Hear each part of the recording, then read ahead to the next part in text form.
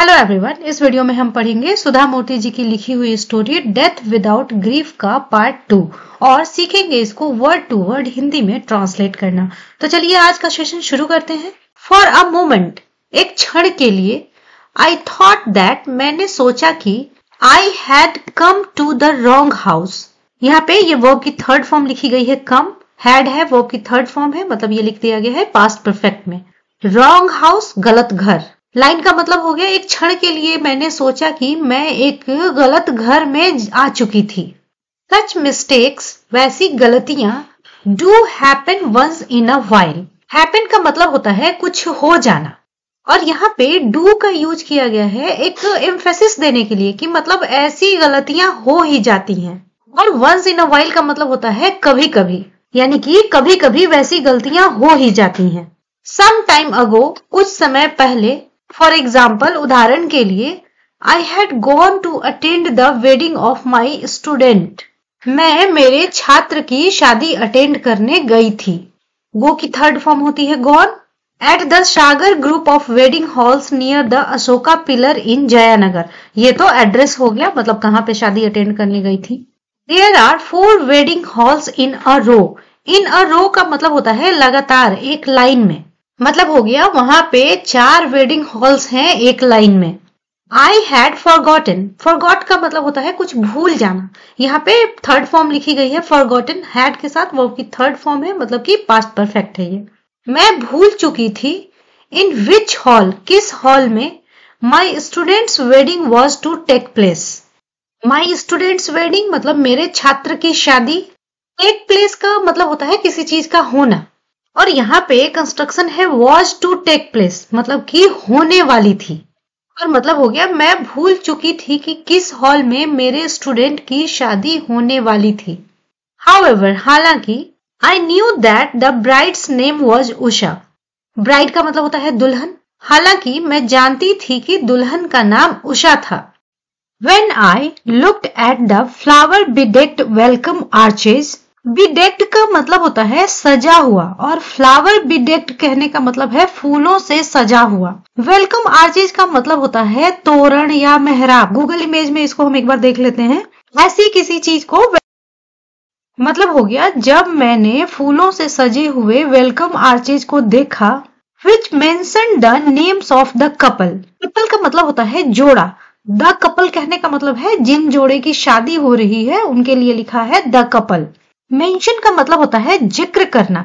यहाँ पे लिखने वाला सेंस है मेंशन करने का मतलब, और ये जो विच है ये वेलकम आर्चेज के लिए लिखा हुआ है, और मतलब हो गया जिस पर कपल के नाम लिखे हुए थे।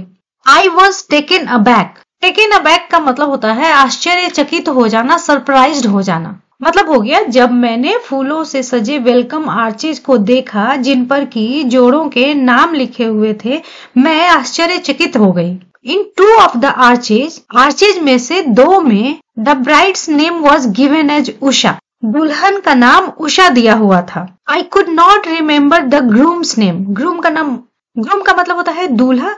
मैं दूल्हे का नाम नहीं याद कर पाई, या मुझे दूल्हे का नाम नहीं याद था। I did not know what to do। मैं नहीं जानती थी कि क्या करना है। And just stood between the 2 halls waiting to see a familiar face। Familiar का मतलब होता है परिचित, जाना पहचाना। Familiar face का मतलब हो गया यहाँ पे कोई जाना पहचाना व्यक्ति। Wait का मतलब होता है इंतजार करना। तो मतलब हो गया मैं नहीं जानती थी कि क्या करना है, और सिर्फ खड़ी रही 2 हॉल्स के बीच में और इंतजार कर रही थी किसी परिचित चेहरे का। Here in my neighbor's house, यहाँ मेरे पड़ोसी के घर में, the music and the gay atmosphere was so unexpected that। atmosphere का मतलब होता है माहौल। ये का एक मतलब होता है खुशमिजाजी वाला, चमकीला। unexpected का मतलब होता है जिसकी उम्मीद ना हो, अप्रत्याशित। तो मतलब हो गया म्यूजिक और खुशमिजाजी वाला माहौल इतना अनएक्सपेक्टेड था, अप्रत्याशित था कि I thought of going back home। मैंने घर वापस जाने का सोचा। टू असर्टेन, असर्टेन का मतलब होता है किसी चीज को सुनिश्चित करना, पक्का करना। सुनिश्चित करने के लिए the correct address from my mother. मेरी मदर से सही पता सुनिश्चित करने के लिए मैंने घर वापस जाने का सोचा। जस्ट देन, तभी, the head of the family, परिवार का मुखिया, came out and saw me, बाहर आया और मुझे देखा। He looked excited as he called out. Excited का मतलब उत्साहित, और call out एक फ्रेजल वर्ब होता है जिसका मतलब होता है किसी को तेज आवाज में पुकारना। उसी की पास्ट फॉर्म यहाँ पे लिखी हुई है called out, मतलब हो गया वो एक्साइटेड लगा जब उसने पुकारा। What a surprise! Please come inside. What a surprise! अब ये एक एक्सप्रेशन है, इसको इंग्लिश में ही रहने दे तो अच्छा है। Please come inside का मतलब हो गया कृपया अंदर आएं। I think you are coming to our house for the first time. For the first time मतलब पहली बार के लिए।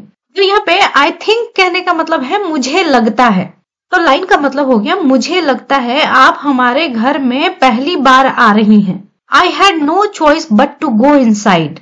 यहाँ पे but का मतलब है के सिवाय, मतलब हो गया मेरे पास अंदर जाने के सिवाय कोई विकल्प नहीं था, कोई चारा नहीं था। As he went in and called his wife, जब वो अंदर गया और अपनी पत्नी को पुकारा, I observed the big house and the way they had furnished it. Furnish करना मतलब किसी घर को फर्नीचर डेकोरेशन वाली चीजों से बिल्कुल सजाना। यहाँ पे ऑब्जर्व का मतलब है ध्यान से देखना, ध्यान देकर किसी चीज को देखना। यहाँ पे उसकी सेकंड फॉर्म लिखी हुई है ऑब्जर्व्ड, और वे का मतलब होता है तरीका। मैंने बड़े घर को और जिस तरीके से उनने उसको फर्निश किया था, सजाया था, उसे देखा। The living room was quite large. Quite एक एडवर्ब होता है जिसका मतलब होता है बहुत। लिविंग रूम बहुत बड़ा था। There was a TV with a VCR in one corner. Corner का मतलब होता है कोना। एक कोने में एक टीवी था VCR के साथ। कहो ना प्यार है, a popular Hindi film was playing on the video. एक पॉपुलर यानी कि मशहूर हिंदी फिल्म कहो ना प्यार है वीडियो में प्ले हो रही थी। द रूम वॉज पैक्ड मतलब कि कमरा भरा हुआ था। With so many youngsters. Youngsters का मतलब होता है नौजवान, नवयुवक, मतलब कि कमरा इतने सारे यंगस्टर्स से भरा हुआ था। That they manage to occupy a big mat, 3 sofas and even the entire carpet. Entire का मतलब होता है पूरा का पूरा, और कारपेट कालीन को बोलते हैं। अच्छा, कहीं भी ये लिखा हुआ होता है मैनेज टू डू समथिंग, मतलब कि कुछ करने में कामयाब हो जाना, कुछ करने में सक्सेसफुल हो जाना। और ऑक्युपाई का मतलब होता है जगह घेरना, मतलब कि वहां इतने सारे यंगस्टर थे कि उन्होंने एक बड़ी सी चटाई, 3 सोफा और यहाँ तक कि इवन का मतलब है यहाँ पे यहाँ तक कि पूरा कारपेट, मतलब कि इन सारी चीजों पे जगह घेर लिया था। All of them were watching the movie with great interest. All of them मतलब कि उनमें से सभी, वर वॉचिंग मतलब ये लिखा गया है पास्ट कंटिन्यूअस में, उनमें से सभी मूवी देख रहे थे बहुत इंटरेस्ट के साथ। There was no place for us to sit. हमारे बैठने के लिए वहां कोई जगह नहीं था। But the man of the house. अच्छा, मैन ऑफ द हाउस पिछली वीडियो में भी ये आया था, वहां मैं इसको अच्छे से एक्सप्लेन नहीं कर पाई थी। घर के, परिवार के मुखिया को कहने का एक तरीका होता है मैन ऑफ द हाउस, मतलब कि जो व्यक्ति उनको अंदर लेके आया उसे ही कह रही है man of the house. Manage to move a few kids to the floor.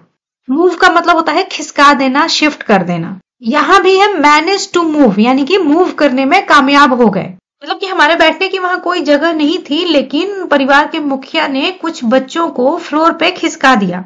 And made some room for us to sit down. यहाँ पे रूम का मतलब है जगह, स्पेस, और मेरे बैठने के लिए कुछ जगह बना दिया। The handsome actor Hrithik Roshan was dancing on the television screen. Television screen पर handsome actor Hrithik Roshan dance कर रहे थे। The youngsters around me were all tapping their feet. Tap का मतलब होता है थपथपाना, अराउंड का मतलब चारों तरफ, मतलब हो गया मेरे चारों तरफ यंगस्टर्स अपने पैर थपथपा रहे थे। A servant arrived. अराइव का मतलब होता है पहुंचना। एक नौकर पहुंचा। Bearing a tray of snacks and a cup of T. यहाँ पे बियर का मतलब है उठाना, प्रेजेंट पार्टिसिपल फॉर्म लिखी गई है, मतलब कि उठाए हुए, मतलब हो गया एक नौकर वहां पहुंचा एक चाय की कप और स्नैक्स की ट्रे लिए हुए। I was now faced with a problem. Face a problem का मतलब होता है किसी समस्या का सामना करना। यहाँ पे फेस की पास्ट पार्टिसिपल फॉर्म लिखी हुई है फेस्ड, मतलब कि ये सब्जेक्ट के स्टेट को बता रहा है एक तरीके से, और इसको हिंदी में कह सकते हैं कि अब मेरे सामने एक समस्या आ गई थी। तो आज का सेशन यही एंड करते हैं। मुझे उम्मीद है कि आपको सारी बातें बहुत अच्छे से समझ में आई होंगी। कमेंट करके मुझे जरूर बताएं और इस स्टोरी का अगला पार्ट पढ़ने के लिए और इसी तरह से नई चीजें सीखने के लिए, इंटरेस्टिंग चीजें सीखने के लिए मिलते हैं नेक्स्ट वीडियो में।